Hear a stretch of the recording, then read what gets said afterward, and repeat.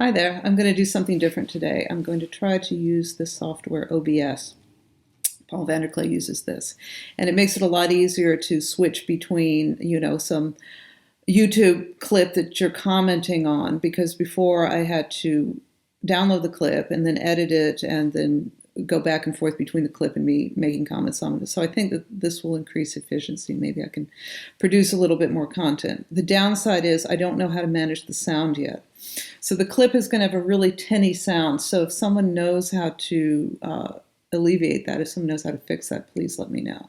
And I apologize for the way it's going to sound in this particular video, So you see the clip I'm about to comment on, and some of you may know why. So they're going to talk about Pirsig in this clip.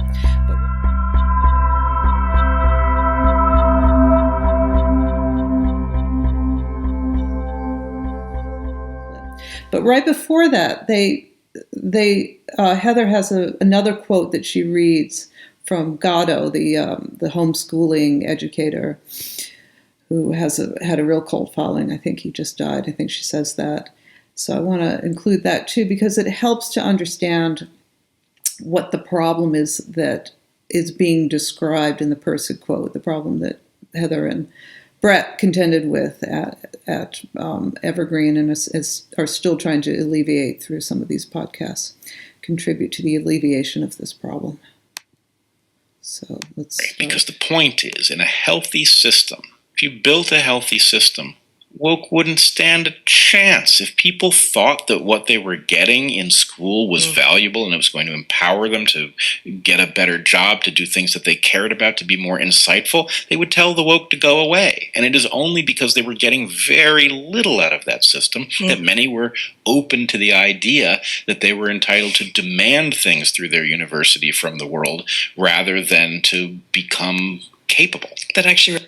So the system is not as dynamic as it needs to be. The quality isn't there. Whatever's going on in education that he's referring to doesn't have that dynamic quality that keeps you interested, that keeps you desirous of improving. So some other telos is taking a hold. And it's, let's go on a little bit more. It reminds me of a John Taylor Gatto quote that I happened to see on Twitter today, but we've talked about him before. I'm a huge fan of his. He's unfortunately recently dead. He was an extraordinary educator who wrote, among other books, Weapons of Mass Instruction. I don't know where this quote is from, and again, I just got it off Twitter, but he said, apparently, "Our cultural dilemma has nothing to do with children who don't read very well. It lies instead in the difficulty of finding a way to restore meaning and purpose to modern life." So this is apropos what you're talking about. Absolutely. And one. I like the quote because of what we're doing in this corner. She's talking about the meaning crisis, but specifically in education. And let's now look at the Pirsig quote coming up. One more thing to riff on before we sign off for the week. One of my patrons reminded me of a section from this book, which I adore, and I'm going to read a short version from it. It's Zen and the Art of Motorcycle Maintenance, An Inquiry into Values by Robert Pirsig, originally published, I forgot when, a while ago. I've rarely seen this green edition. I know one of the participants in the meetup group when we did Zen and the Art of Motorcycle Maintenance had it, but I don't think I've even actually seen it in person. In the past, for sure. In the past. I read it in 2009. I actually know because I read it while I was on my first study abroad trip that I ran. I can't remember exactly when. It was written more than 30 years ago, I'm pretty sure, but I'm not honestly sure exactly when, and I can't find it in this book at the moment. 1974. Okay. So 47 years ago. You did that math pretty quick. In it, the author has a sort of a character that is a little bit like him, Phaedrus, who was a professor, and so I just wanted to talk about that for a second. Sort of a character who's a little bit like him. I guess that's a way of describing it.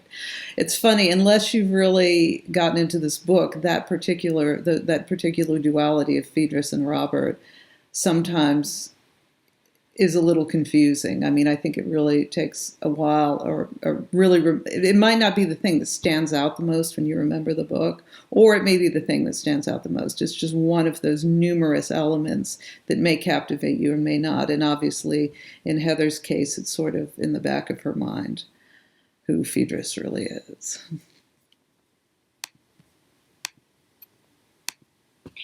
He is speaking, let me find it, about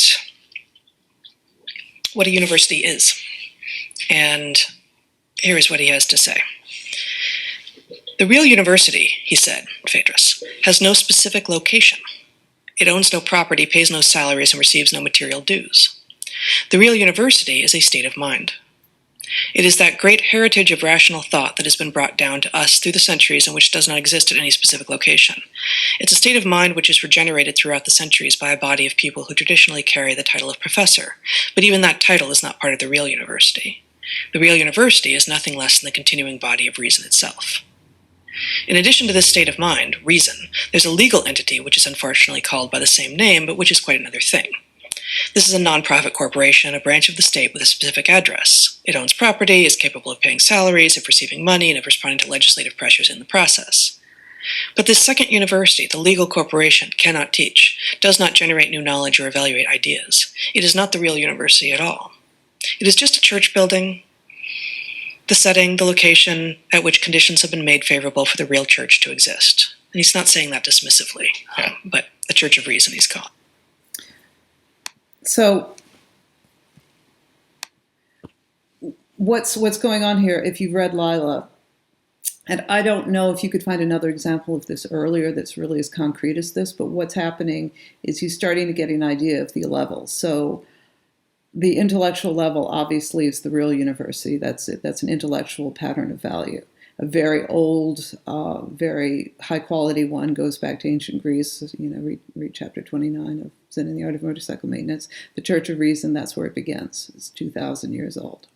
The second church, of course, is a social pattern, and this is the corporation, and its primary goal is to make money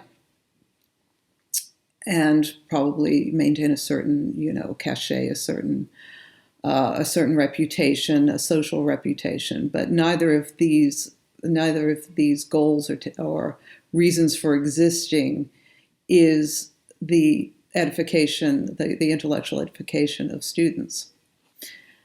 All right, let's go on.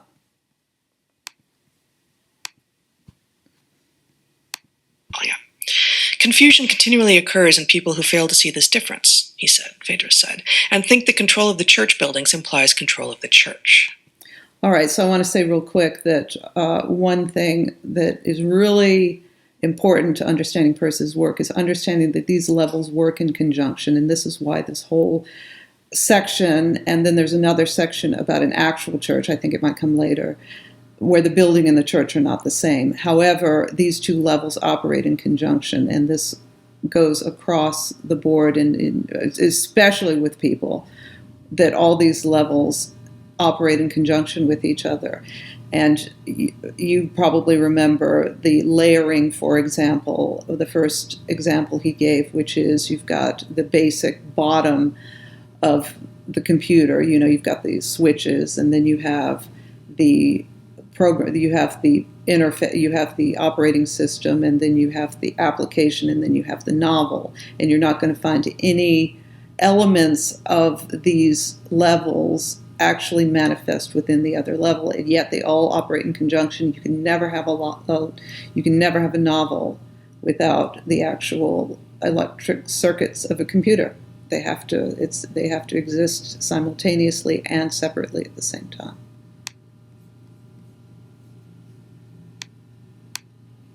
They see professors as employees of the second university who should abandon reason when told to and take orders with no backtalk, the same way employees do in other corporations. They see the second university, but fail to see the first. And here we step out of that for just a moment, and the narrator now says, I remember reading this for the first time and remarking about the analytical craftsmanship displayed. He avoided splitting the university into fields or departments and dealing with the results of that analysis. He also avoided the traditional split into students, faculty, and administration. When you split it either of those ways, you get a lot of dull stuff that doesn't really tell you much you can't get out of the official school bulletin. So what he's saying is that if you divide up the university like that, you're dividing it up as if these are, you're dividing it up as if they are objects, the faculty, the students, etc. So all you're doing is a description of the elements on one level, on the social level of this university. But the real university is this dynamic quality, supposedly, presumably, this dynamic quality that is manifest with this long-standing tradition of the intellectual level. And it provided dynamic quality as part of the equation, then that intellectual pattern is constantly updating, edifying, improving, making people capable, as Bret was saying. But the problem is, and Phaedrus talked about this a little bit, it's immoral for the intellectual level to be subservient to the social level. And this is what's happening when the corporations want the professors to teach certain ways or say certain things. And so this dis-ease we're having and the problems that Bret and Heather are having not just manifest in their own careers, but the thing we know that's happening that isn't right is that the social level in this case is trying to be dominant over the intellectual level. And that's, in Pirsig's metaphysics, immoral. So let's listen to the end. That is so good. And actually, I've not read this. It's certainly on my list of books I may never get to. It's long. No.